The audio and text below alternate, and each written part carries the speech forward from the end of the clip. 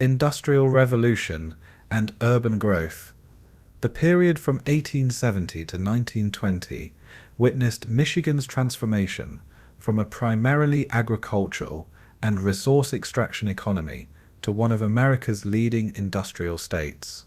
This transformation was driven by the availability of natural resources, strategic location for transportation, abundant immigrant labor, and entrepreneurial leadership that created some of America's most important industrial enterprises. Detroit emerged as the most important center of Michigan's industrial development. The city's location at the hub of Great Lakes transportation, its access to iron ore from the Upper Peninsula and coal from Pennsylvania and Ohio, and its established commercial infrastructure made it an ideal location for heavy manufacturing. The iron and steel industry became one of Detroit's most important early industrial sectors. Companies like the Detroit Steel Works and later the Great Lakes Steel Corporation established major facilities in the Detroit area, taking advantage of the city's transportation advantages for assembling raw materials and shipping finished products. The iron and steel industry supported the development of many other manufacturing sectors. Detroit became a major center for the production of railroad equipment, including locomotives, railroad cars, and railroad hardware. Shipbuilding also became an important Detroit industry during this period. However, the most significant industrial development in Detroit was the emergence of the automobile industry in the 80s. Detroit's combination of skilled metal workers, access to materials, transportation infrastructure, and entrepreneurial leadership made it the ideal location for this revolutionary new industry. Grand Rapids developed as Michigan's second most important industrial center, though with a quite different industrial focus. The city built upon its lumber industry base to become America's leading furniture manufacturing center. Companies like the Berkey & Gay Furniture Company and dozens of others made Grand Rapids synonymous with high-quality furniture. Other Michigan cities developed their own industrial specializations during this period. Kalamazoo became known for paper manufacturing, pharmaceuticals, and musical instruments. Battle Creek emerged as a center for breakfast cereal production, with companies like Kellogg's and Post establishing major facilities there. The Upper Peninsula experienced its own version of industrial development, centered on mining rather than manufacturing. The discovery of vast iron ore deposits in the Marquette, Menominee, and Gagobig ranges led to the development of one of the world's most important iron mining regions. Iron mining in the Upper Peninsula was conducted on an enormous scale, with companies like the Cleveland Cliffs Iron Company and Oliver Iron Mining Company operating dozens of mines. The ore was transported by railroad to shipping ports on Lake Superior, then shipped by boat to steel mills in Detroit, Cleveland, Pittsburgh, and other cities. Copper mining also expanded significantly during this period, with the Keweenaw Peninsula becoming one of America's most important copper-producing regions. Companies like the Calumet and Heckler Mining Company operated some of the world's largest copper mines and employed thousands of workers. The mining industries in the Upper Peninsula attracted diverse immigrant populations. Finnish, Swedish, Norwegian, Italian, and Slavic immigrants came to work in the mines, creating ethnically diverse communities throughout the region. Industrial development brought dramatic social changes to Michigan. The state's population grew rapidly, from about 1.2 million in 1870 to over 3.6 million in 1920. Much of this growth was concentrated in urban areas, as people moved from farms to cities to work in factories. Immigration was crucial to Michigan's industrial development. Hundreds of thousands of immigrants came to Michigan from Europe, particularly from Germany, Ireland, Poland, Italy, Hungary, and Scandinavia. These immigrants provided the labor force necessary for industrial expansion and created diverse ethnic communities throughout the state. Working conditions in Michigan's industries were often harsh and dangerous. Industrial accidents were common, working hours were long, and wages were often barely adequate for family support. Workers began to organize labor unions to improve their working conditions and economic situation. The labor movement in Michigan gained strength during the Industrial Revolution period. Early unions focused on skilled trades like carpentry, machining, and printing, but industrial unions gradually developed to represent factory work. The Industrial Revolution also brought significant changes to Michigan's urban landscape. Cities grew rapidly and often chaotically, with inadequate planning for housing, transportation, and public services. Working-class neighborhoods were often overcrowded and poorly served by municipal services. However, industrial prosperity also enabled the construction of impressive public buildings, parks, and cultural institutions. Detroit, Grand Rapids, and other cities built elaborate city halls, libraries, museums, and theaters that reflected their growing wealth and civic pride. By 1920, Michigan had been transformed from a frontier state dependent on natural resource extraction to a major industrial power. The foundation had been laid for the state's emergence as the center of America's automobile industry and one of the most important manufacturing states in the nation. The rise of the automobile industry, the emergence of Michigan as the center of America's automobile industry, represents one of the most dramatic industrial transformations in American history. Between 1896, when the first successful gasoline-powered automobile was built in Detroit, and 1929, when the industry reached its initial peak, Michigan became synonymous with automobile manufacturing and established itself as one of the world's most important industrial regions. The automobile industry did not develop in Michigan by accident. The state possessed several advantages that made it an ideal location for this new industry: a skilled workforce trained in metalworking and machining through the lumber and railroad industry, excellent transportation infrastructure for assembling materials and shipping finished products, access to raw materials, including iron ore and coal, and most importantly, a culture of mechanical innovation and entrepreneurship. The earliest automobile experiments in Michigan began in the 1890s, when several inventors and mechanics began building horseless carriages. Charles Brady King built and operated Detroit's first gasoline-powered automobile in 1896, followed shortly by Henry Ford, who built his first car, the quadricycle, in the same year. Ransom E. Olds was the first Michigan automobile manufacturer to achieve commercial success. His Olds Motor Vehicle Company, established in 1897, began producing the Oldsmobile Curved Dash in 1901. This vehicle was one of the first automobiles to be produced in significant quantities using standardized parts and assembly line technique. However, it was Henry Ford who revolutionized the automobile industry and established Michigan's dominance in automobile manufacturing. Ford's innovations went beyond engineering to encompass manufacturing processes, business organization, and labor relations. Ford's first major success came with the Model A in 1903, but his revolutionary breakthrough was the Model T, introduced in 1908. The Model T was designed to be simple, reliable, and affordable. Ford's goal was to build a car that ordinary Americans could afford to buy and maintain. The key to making the Model T affordable was mass production.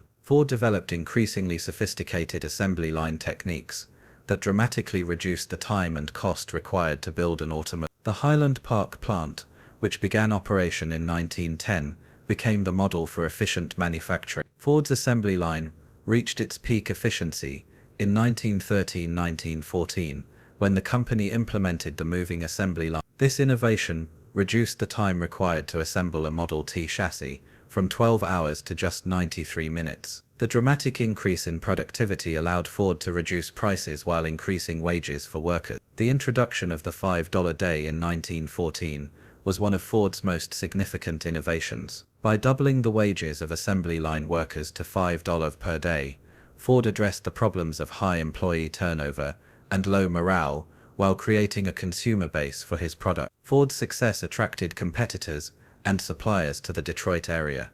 General Motors, formed in 1908 through the consolidation of several smaller companies, including Buick, Oldsmobile, and Cadillac, became Ford's primary competitor. The Chrysler Corporation, established in 1925, became the third member of Detroit's Big Three automobile manufacturers. The concentration of automobile manufacturing in Michigan created a vast industrial complex that extended far beyond the final assembly plant. Hundreds of supplier companies established facilities in Michigan to produce components, materials, and equipment for the automobile industry. The automobile industry's growth had profound impacts on Michigan's economy and society. Employment in automobile manufacturing and related industries grew from virtually nothing in 1900 to over 400,000 by 1929. The industry became the foundation of Michigan's economy and the primary source of prosperity for millions of residents. The growth of the automobile industry attracted massive migration to Michigan. Workers came from throughout the United States, particularly from the rural South, seeking employment in automobile plants. The industry also attracted immigrants from Europe, and later, from Mexico and other countries. This migration created dramatic demographic changes in Michigan. Detroit's population grew from 285,000 in 1900 to over 1.5 million by 1930, making it the fourth largest city in the United States. Other automobile manufacturing cities, including Flint, Pontiac, and Lansing, also experienced rapid growth. The automobile industry also had significant impacts on American culture and society generally. The mass production of affordable automobiles transformed American life by providing personal mobility, changing patterns of work and residence, and creating new forms of recreation and social interaction. By 1929, Michigan had established itself as the undisputed center of America's automobile industry. The state produced over 80% of America's automobiles and employed hundreds of thousands of workers in automobile manufacturing and related industry. The big three automakers, Ford, General Motors, and Chrysler, were all headquartered in Michigan and operated their largest facilities there. The Great Depression and New Deal. The Great Depression struck Michigan with devastating force, demonstrating the vulnerabilities created by the state's heavy dependence on automobile manufacturing and related industry. The economic collapse that began in 1929 and continued through the 1930s affected virtually every aspect of life in Michigan, from urban industrial workers to rural farmers, and led to fundamental changes in the relationship between government, business, and labor. Michigan's economy was particularly vulnerable to the Depression because of its concentration in durable goods manufacturing. When consumer spending collapsed after the stock market crash of October 1929, demand for automobiles plummeted even more dramatically than demand for other products. Automobile production, which had reached 5.3 million vehicles in 1929, fell to just 1.3 million in 1930. Statewide, an estimated 800,000 people were unemployed at the Depression's worst point, representing about one-third of the total workforce.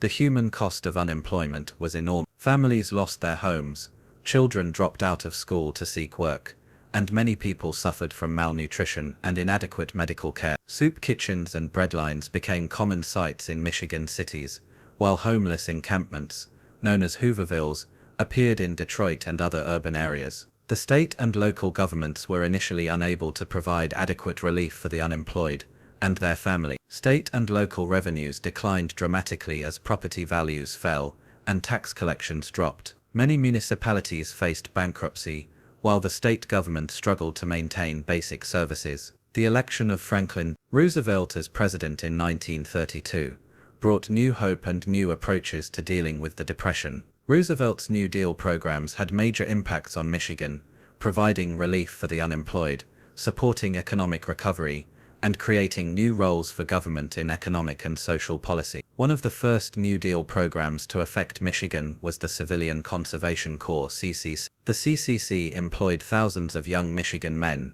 in conservation projects throughout the state, including reforestation of cut-over lands, construction of state parks, and erosion control projects. The Public Works Administration (PWA) and later the Works Progress Administration (WPA) funded major construction projects in Michigan cities. These programs built schools, hospitals, post offices, and other public buildings, while providing employment for construction workers, architects, and other professionals. However, the most significant New Deal impact on Michigan came through labor policy changes that facilitated the organization of industrial workers into unions. The National Industrial Recovery Act, NARA, of 1933, and later the National Labor Relations Act, Wagenrecht, of 1935, guaranteed workers' rights to organize and bargain collectively. These legal changes enabled one of the most important labor organizing campaigns in American history. The United Automobile Workers (UAW),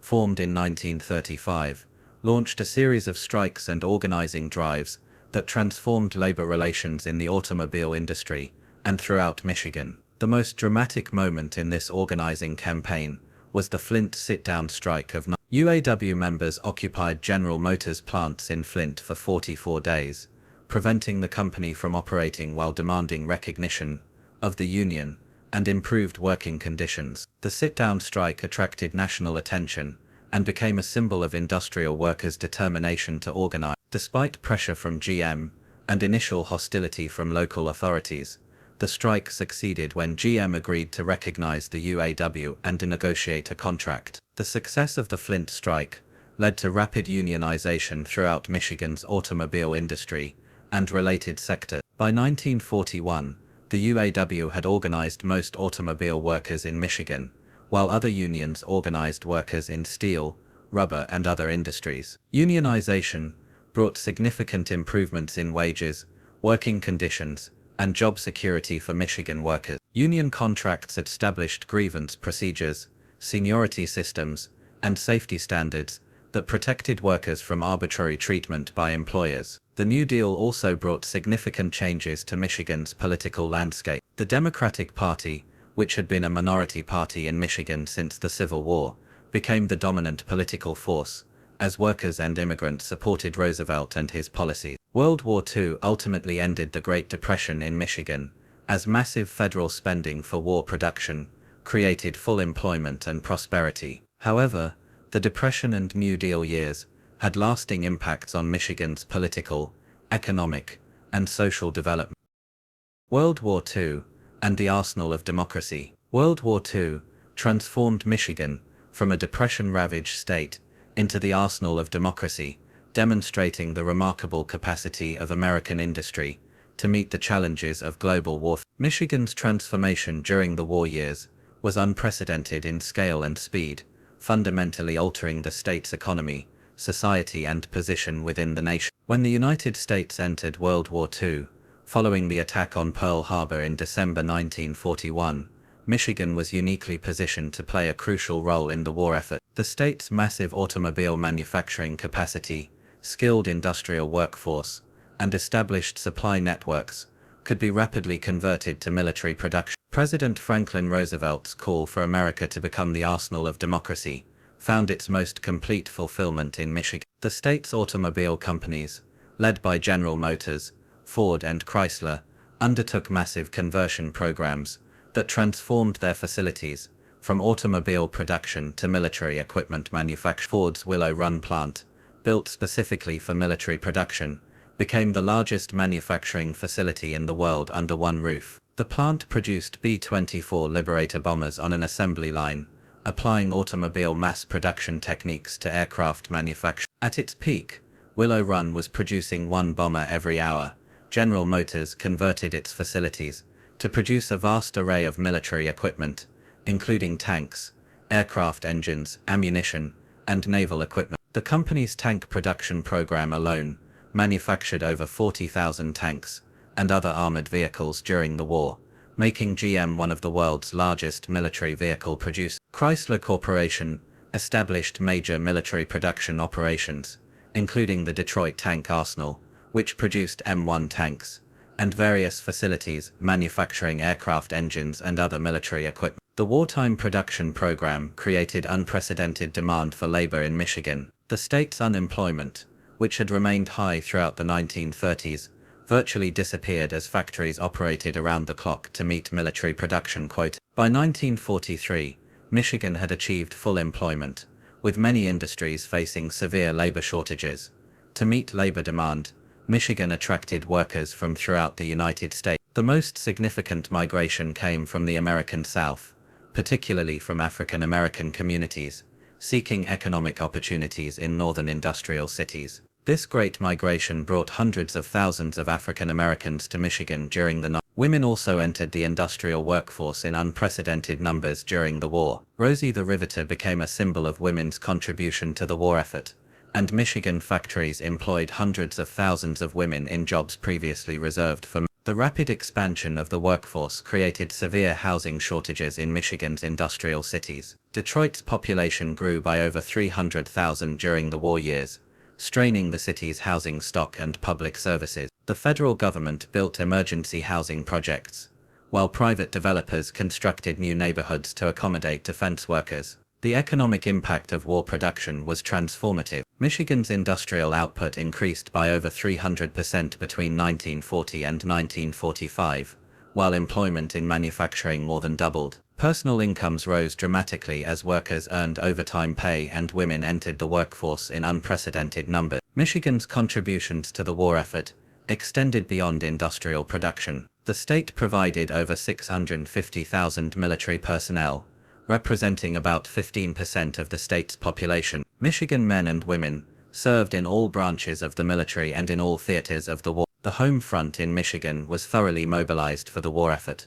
Citizens participated in scrap metal drives, bought war bonds, planted victory gardens, and participated in rationing programs. The state's strong industrial base made it a leader in many home front activities. The end of the war in 1945 brought new challenges as Michigan had to reconvert from military to civilian production. However, the state was well positioned for post-war prosperity, with modern industrial facilities, a skilled workforce, and strong labor organizations that would ensure workers shared in the benefits of economic growth. The World War II experience established Michigan as one of America's most important industrial states, and demonstrated the crucial role that manufacturing could play in national defense. The arsenal of democracy legacy would influence Michigan's identity and economic development for decades to come.